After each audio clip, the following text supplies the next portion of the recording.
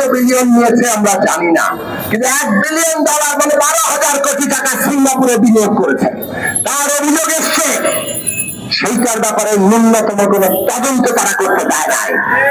আদালতে যাওয়া হলো, প্রধান বিচারপতি বসে বললেন এই তদন্তের কোন নির্দেশ তিনি দিলেন না। এই হচ্ছে বাংলাদেশের ইসলামদের অবস্থা। আর এই সরকার তো ভোট ছাড়া, ভোট দিয়ে তো ক্ষমতায় থাকতে পারে না। তারা ভালো করে জানে ভোটে গেলেই ক্ষমতা ছেড়ে দিতে হবে। কাজেই পুলিশ বাহিনী দিয়ে, আমলা প্রশাসন দিয়ে, অন্যান্য রাষ্ট্রীয় প্রতিষ্ঠান দিয়ে তাদেরকে তারা ক্ষমতায় থাকতে চায়। কাজেই তাদের ভাগ দিতে হয়। আর কি পরিমাণ নিয়েছে পুলিশ বাহিনী, তার প্রধান ছিল সাবেক আইজিপি বেনজির আহমেদ সাহেব। কত বড় বড় কথা শুনেছেন, বেনজির সাহেবের হাজার হাজার কোটি টাকার সম্পদ। এটা হচ্ছে বিরাট বড় খণ্ডের উপরিভাগ, মানে একজনের নাম। আসলে যারা এই আমলা, পুলিশ, এই রাষ্ট্রের কর্তারা যারা এই ভোট কাটতে সাহায্য করে সরকারকে ক্ষমতায় রেখেছে, তাদের সবাই এইরকম হাজার হাজার কোটি টাকা বানাচ্ছে। এইটাই হচ্ছে বিনিময়। তুমি আমাকে ক্ষমতায় রাখো, আমি তোমাকে হাজার কোটি টাকা বানানোর লাইসেন্স দেব।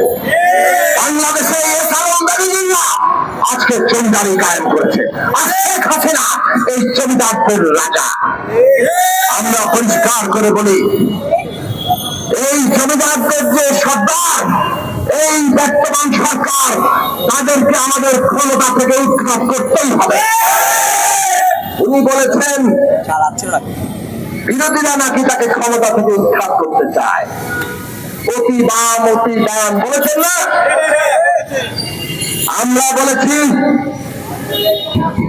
উনি বলেছেন আমার অপরাধটা কি, খুবই বেদনা নিয়ে উনি বলছেন ওনার অপরাধটা কি। আমরা বলেছি আপনার 1 নম্বর অপরাধ এই দেশের মানুষের ভোটের অধিকার কেড়ে নেওয়া। ভোটের অধিকার কেড়ে নিয়ে আপনি বাংলাদেশের সমস্ত নাগরিকের মর্যাদা কেড়ে নিয়েছেন।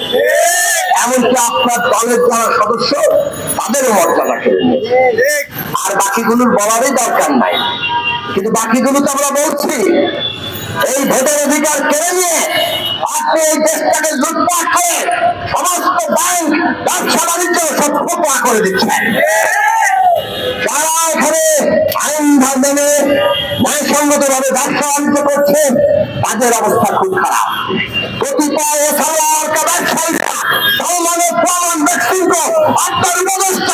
যারা ব্যাংক থেকে ঋণ নেওয়া শোধ করে না, যারা একটি ব্যাংকে দুর্বল করে ফেলে, কেবল তাই নয়, যাদের টাকা আপনি মাফ করে দেন।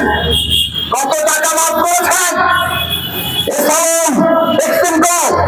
এই সমস্ত আপনার আত্মীয় স্বজন, ভাই বেড়াদারদের কত টাকা মাফ করেছেন? আর এই দেশের সাধারণ যারা ব্যবসায়ী, তাদের একটা অবস্থা খারাপ। আর জনগণের অবস্থা কি? কর্মসংস্থান নাই। আমাদের দেশের মানুষ, তরুণরা যখন ওই ব্যাটারি চালিত রিক্সা নিয়ে কোনো মতো জীবন যাপন করছে, পুলিশ হঠাৎ করে তাদের উপরে ঝাঁপিয়ে পড়ে। হঠাৎ করে হুকুম জারি করেন, ব্যাটারি চালিত রিক্সা চলতে পারবে না। তার মানে এদের তোষণ করো, এদের পকেটে টাকা ঢুকাও, আর গরিবের পথে রাখতে পারো।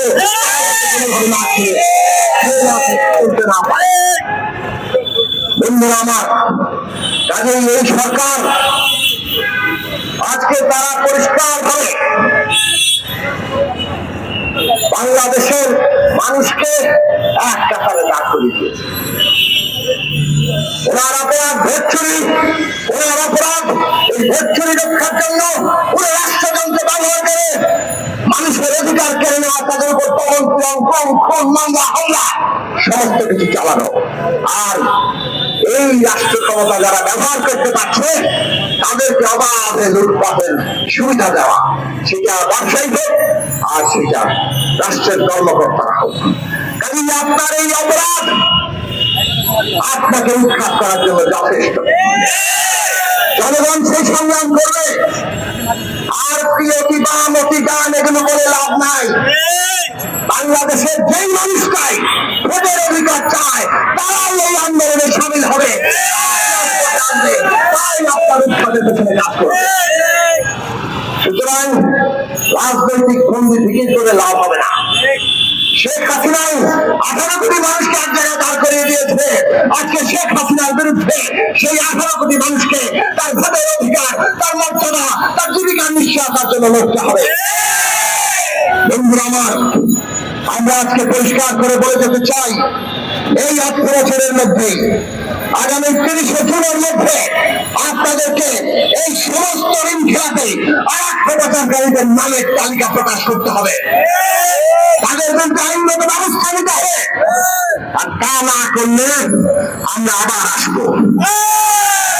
আজকে আমরা যতজন এসেছি আরো বেশি সংখ্যায় আসবো। আমরা বিশ্বাস করি বাংলাদেশের মানুষ আমাদের সাথে আসবে, এবং আমরা আসবো না, আমাদের আরো গণতান্ত্রিক দলগুলো আসবে।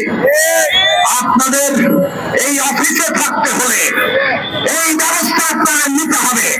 হয় অফিসে থাকবেন, বাংলাদেশ ব্যাংকের কর্মকর্তা থাকবেন, আর না হয় ছেড়ে চলে যেতে হবে। আমরা পরিষ্কার করে বলি,